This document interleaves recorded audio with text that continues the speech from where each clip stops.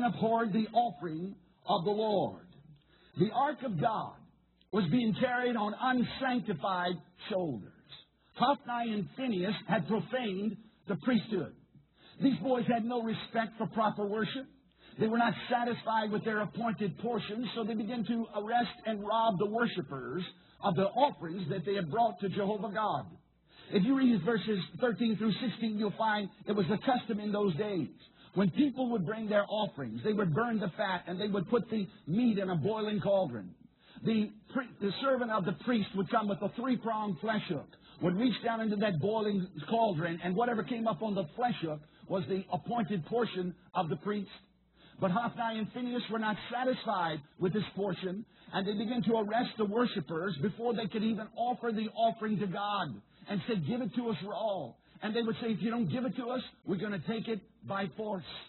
And because of their wicked, corrupt behavior, it caused men and women to despise the offering of the Lord. It was the corruption of Eli's house that caused men to despise the offering of the Lord. But I want to say that Hophni and Phinehas were merely the tip of the iceberg. The real problem was Granddaddy Eli. Look in chapter 2 and verse 23 as Eli tries to reason with his children. And he said unto them, "Why do you do such things? For I hear of all your evil dealings by all this people. Nay, my sons, for it is no good report that I hear. You make the Lord's people to transgress." Now Eli mildly rebuked his children. In essence, he shut his eyes to their sin. Eli was a father, a judge, and a high priest. Yet he used none of his authority to correct his children. It got so bad that God could not speak directly to his own high priest of his covenant people. And in verse 27 of chapter 2, you'll find that God sent a man of God, a prophet, to warn Eli about his wicked ways. And not only that, God sent a child by the name of Samuel on the very night when he met the Lord to deliver a message of impending doom and judgment. And the Lord told Samuel in the quiet of that night, because Eli's sons had made themselves vile, and he restrained them not, God said, "I'm going to judge his house forever for the iniquity that he knoweth about." Now I want to tell you that Eli, when Samuel came and he forced him to give him the message, and he didn't hold anything back, and he told him what was going to happen, I want to tell you that the severity of judgment was so bad that both of his sons were going to be killed. All of his descendants were destined to die a premature death, and his own priestly authority was going to be revoked.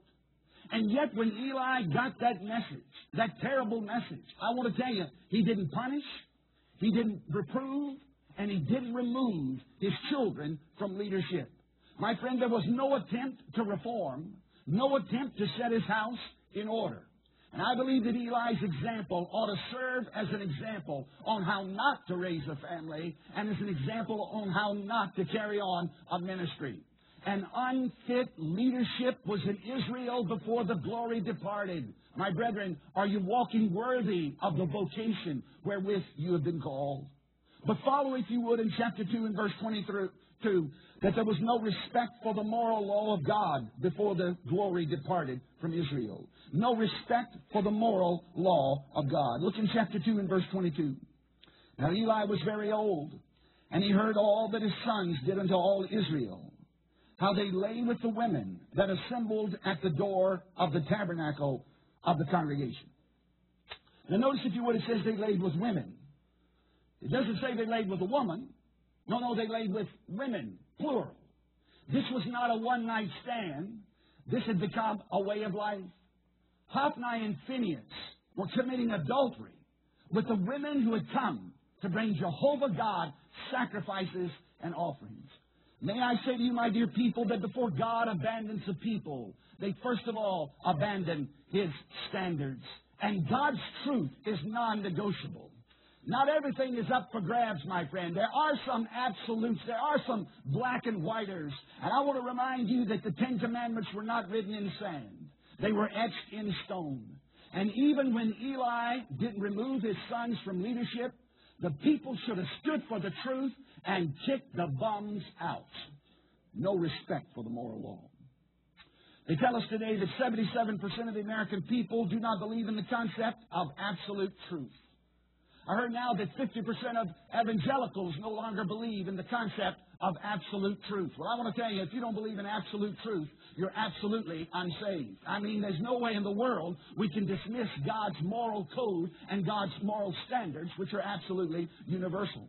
Now, my friend, has there not been a wholesale revolt against the moral law of God in our culture? I was at my mother-in-law's some time ago. I was flipping through the cable remote. We're not spiritual enough to have cable in our home, so I was at her house and I was flipping through. And I happened on MTV, Moron Television. And as I flipped in, I got there just in time to hear the mission statement of MTV. And here's what they said. The goal of MTV is to rid the world of racism, prejudice. So far, so good. But number 3, the goal of MTV is to rid the world of intolerance. Intolerance. You understand that tolerance is the only virtue left in a totally corrupt society. In Judges, every man was doing what was right in their own eyes. But the Bible says, woe be unto them that call good evil and evil good. My friend, is there not a spirit of lawlessness in the land? When 1 out of every 13 Americans are in touch with the criminal justice system. 1 out of 13 in touch with the criminal justice system. My friend, morality is not a matter of personal choice. Well, the idea is, well, what's right for you is true for you, and what's right for me is true for me. I had a fellow that teaches at Oglethorpe University come up and tell me about the students that he's getting from the public schools of America, how they're absolutely indoctrinated and have sold out to this idea of moral relativism. So he's trying to shake them back into consciousness. And he said to his class one day, he said, it's what Hitler and the Nazi regime did in Germany in seeking to exterminate an entire race, killing 6 million people. Was it right? And you know, the class, to a man, responded and said, what Hitler and Germany did was right for them, because what's right for you is true for you, and what's right for me is true for me. There was a Jewish boy in the class, and the professor looked at him and said, son, being of Jewish descent, was what Hitler did in seeking to exterminate the Jews, was it right? And that Jewish boy said before the class to the professor, what Hitler did and what Nazi Germany did was right. It was right for them. My friend, wouldn't the question have been to say to that young boy, listen, son, if our government came up with a final solution and figured out that the way to rid the world of problems is to ethnically cleanse all people of Jewish descent, including you, would that be right for us? Do you see where we're at, my friend? We've been brainwashed to the point where there's nothing right and there's nothing wrong. When I went to school, we had the 3 R's, reading, writing, and arithmetic. Now the 3 R's are reduce, reuse, and recycle. We might have a generation that can't read and write, but they sure can multiply outside of marriage. You know, they tell us that 14 million Americans meet the diagnostic criteria for alcohol abuse disorders. Over 33 million Americans aged 12 and older have tried cocaine. 3.5 million people today in America have used heroin. Nearly 100 million have smoked marijuana. Nearly 12 million have used a date rape drug called ecstasy. And over 5 million people in the United States are